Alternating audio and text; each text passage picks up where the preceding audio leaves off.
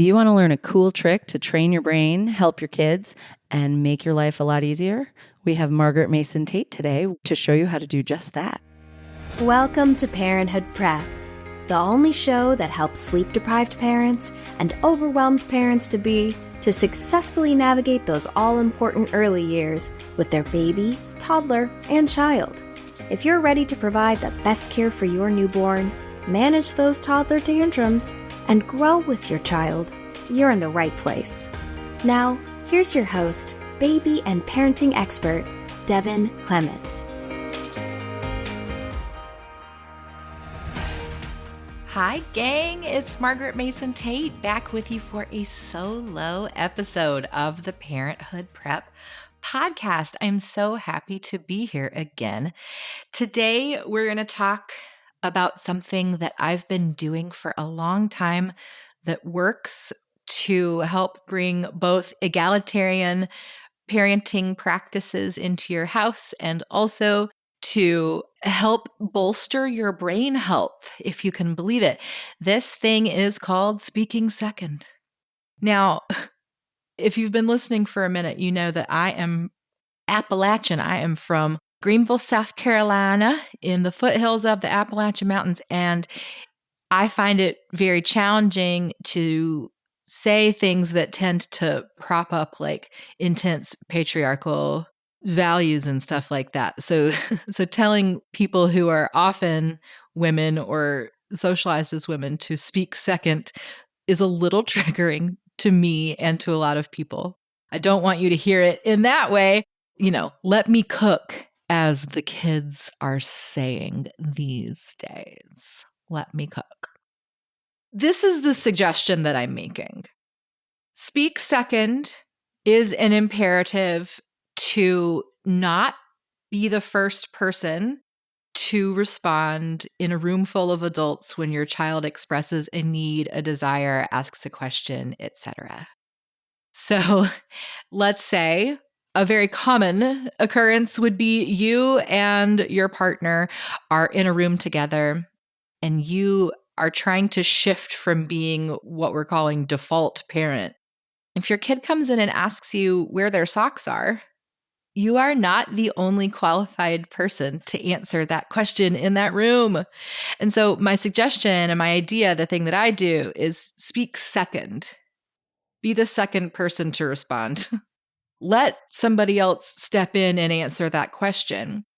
But also, it gives kids an opportunity to do the thing that happened to me a million times, and I bet it happened to you too. When you have a question in school and you go up to the teacher's desk to ask the question, and by the time you get up there, you've answered your own question. Your brain has worked it out.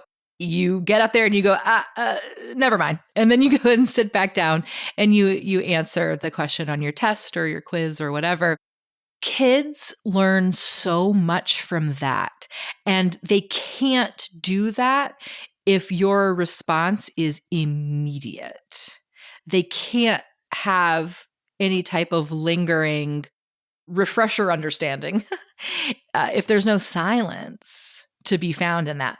So waiting a beat, even if you're the only adult in the room, waiting a beat before responding can help them answer their own questions, which is not only empowering, but it improves concentration. I have a book that I absolutely love called Buddha's Brain, and it is the practical neuroscience of happiness, love, and wisdom. This is by MDs and PhDs, and I adore it. I'd like to share with you that concentration is something that can be improved and built over time. This is almost unfailingly true with human beings, and concentration occurs in 5 facets or factors. The very, very first one is applied attention. They go applied attention, sustained attention, rapture, joy, and singleness of mind. Even if we're just working on that top one, applied attention, having the pause and allowing their brains to kind of figure things out on their own terms without your input is so invaluable to their sense of independence and to their curiosity later on. It's really very cool to watch super curious kids. My kid is 11 now, almost 12, and I've been doing this for a hot minute.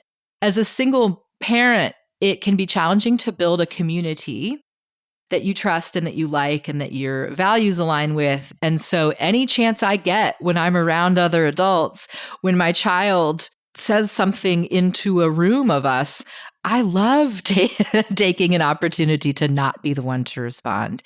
It's kind of like a little vacation. And Devin and I were talking about this recently, talking about there's like a little vacation that you get when you close your child's car door and walk around to your car door, like to get in and drive. There's a tiny little vacation there. And I genuinely do view it as a little pause paradise that I get to just be in and then experience other people responding to my kid, seeing them build relationships and expand that community. It's really kind of cool. The way that this is helping with like egalitarian parenting is probably why I was asked by Devin to do this particular episode. People who are socialized as women, in my experience, both socially and professionally as a coach, is that we tend to jump in to solve problems, to meet needs, to anticipate needs that aren't even stated. How often are we filling in the blanks for our children when realistically, it would behoove them to actually fully express the need? A lot of times we're answering for our kids when I hate use your words. It's kind of an overplayed phrase, but you know what I'm saying? Having someone fully ask for, yes, I would like apple juice, please, rather than stepping in and saying, oh, he wants apple juice. Let people express themselves. It's really lovely to be able to do that and to be able to allow them to do that. So much of this comes from a tendency to want to be good and to put out any perceived fire. And oftentimes we allow any need that anybody has anywhere to be a fire, and they're not. So Speak Second is going to help kind of realign your understanding of other people's needs, of other people's senses of urgency that might not necessarily be yours to borrow. Speak Second is a little bit of a precursor. I will say it's a little tiny, tiny bit of an Easter egg, a spoiler. I don't really know which. But Devin and I are creating this solution to never having any time and nobody ever helping you. And we are together right now in Atlanta as we're creating that. And I'm really, really excited. But if this resonates with you, if Speak Second kind of lights something up in your brain, ooh, are we speaking to you? Are we creating this solution for you? You are exactly who we want to be hearing from. So if that's you, we would love to hear from you at Happy Family After on Instagram. And I don't know if you know this, but when you do send messages to that inbox, I'm the one who responds. So I would love to hear from you, bestie, especially if this is scratching an itch for you. If Speak Second makes you go, ooh, that seems like something that I could actually do. And she's saying that it's good for my brain and my kid's brain. Sounds good. Yeah, we're talking to you. All right, I'm going to hop off of here and go do more of that creating, like I was saying. But I am really, really excited to be speaking with you more over the next several weeks. All right, have a good one, and we'll look forward to seeing you around the net. Bye-bye. To be sure you never miss an episode, be sure to follow in your favorite podcast app. We'd also love to connect with you on social media. You can find us on Instagram at Happy Family After or at our website, happyfamilyafter.com. On our website, you can also leave us a voicemail with any questions or thoughts you might have, and you can roast your baby.